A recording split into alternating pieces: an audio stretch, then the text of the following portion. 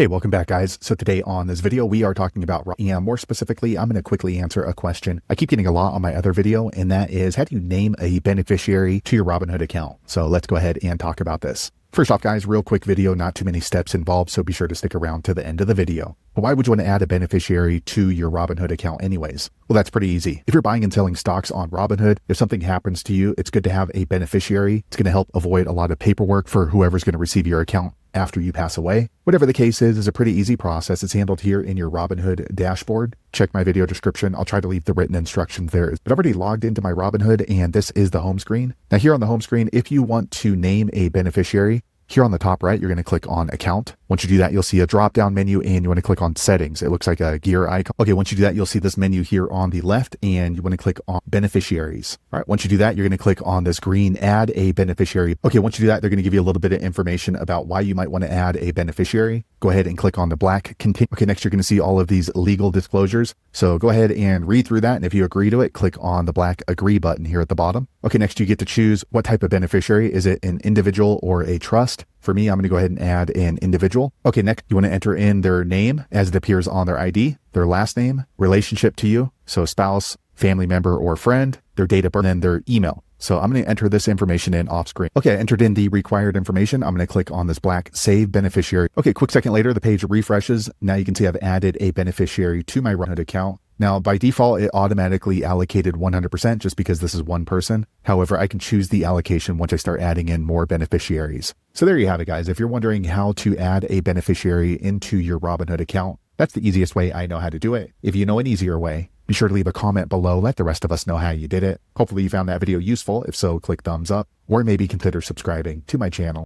and I hope to see you on the next video. Thanks again for watching.